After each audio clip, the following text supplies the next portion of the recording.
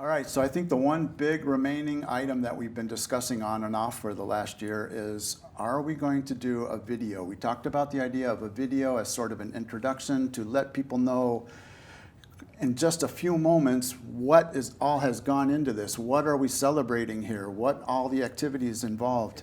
If we were going to do a video, in my mind, one of the main things we would have to do is thank John Hogg for his paper.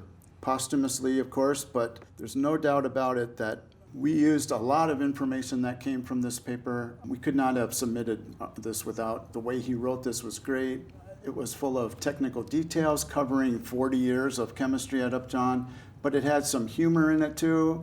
So if we were to do a video, primary thing up front, I think, would be to thank John Hogg for the contribution of that paper.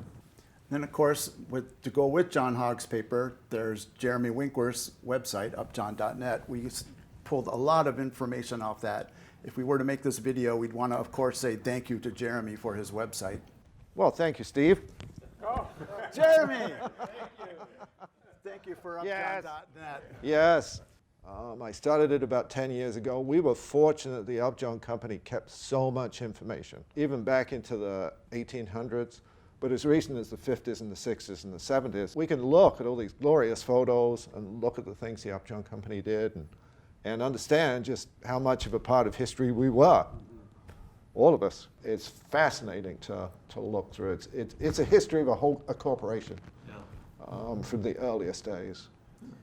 Well, it was definitely invaluable for this project because I think the main reason our submission cruised through ACS as fast as it did with zero questions, zero iterations on what went into it, was because we had all of this reference material and photos and videos, everything that you had put up there, readily accessible to the public already. So if we were to make a video, be part of our dedication event, we would definitely want to reach out to you and say thank you for upjohn.net. And thanks to Jeremy's website, we've got all these great old photos from the 50s, the 60s, the 70s, and the 80s. Wouldn't it be great to get somebody in here that was actually there, who did the work to talk about what it was like to work on some of these historic activities? Great. Like here's this photo, Team Wabcha from the 70s, front and center, Fred Antaj, he was there. He would be great to get Fred in here, but I don't know if he would ever actually come in and be part of a video.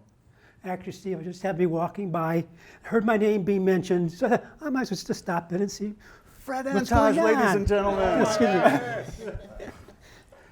Fred, great photo. So what was it like being part of Team Wabcha, working on cytosterol and all the discoveries that went along with that? It was great. I was the analytical chemist.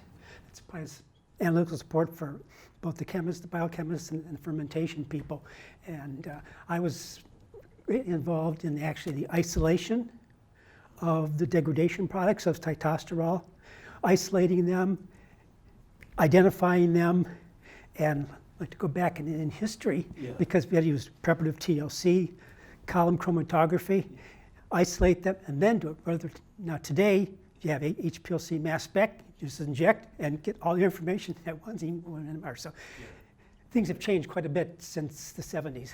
Okay, well, I'm thinking that if we were to get Fred to come in for a video, this is kind of what we would do. He'd probably never do it, but this would be the idea. And even earlier, we've got these photos going all the way back to the 50s, like this one of the chemistry lab where Anna Mae Searcy at the bench from 1954, Upjohn News. Wouldn't it be spectacular if we could get Anna Mae to come in and be part of a video? Wait, it's Anna Mae Searcy! Hi, glad to be here. Anna Mae, tell us about this photo. Do you remember what was going on? Who else is in it? Yes, Alan Nathan is checking out a melting point, which is one thing we did for all of to find out if we really got the product. And the other one is Bob Jackson. They're both deceased, as are most of the people that worked on this project. I came to Upjohn's in 1948. So a photo from 1954, what are we, 65 years later? Do you remember what was in that cylinder you're holding? Oh. Are you kidding? I'm lucky to remember how much I've told you. Okay, well, this is exactly what we would want to do with a video if we could pull this together, but I don't know how we would possibly do it. But it'd be wonderful to have somebody here who was involved in that work, like, maybe Jim Lauderdale for MGA. What an opportunity to join this group of true leaders for the Upjohn Company. Jim Lauderdale, ladies and gentlemen. My history with MGA started in 1967, and as Anna Mae shared that the corticosteroids and the progestogens were really under synthesis, moving away from natural product extractions in the 50s and 60s. And she also talked about collaboration. In those days, there was a human reproduction group and an animal reproduction group, and both groups were looking for something that would help manage reproduction.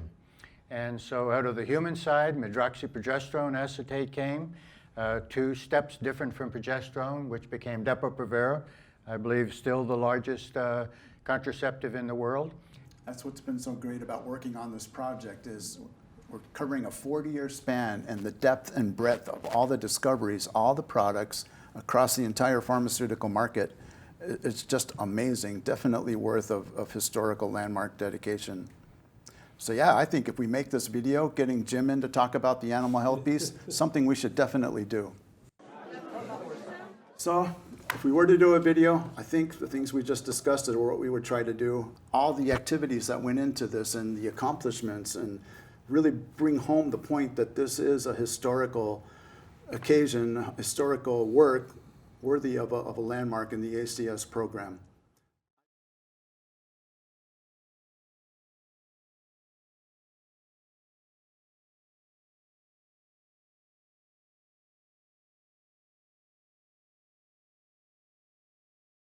That's a wrap.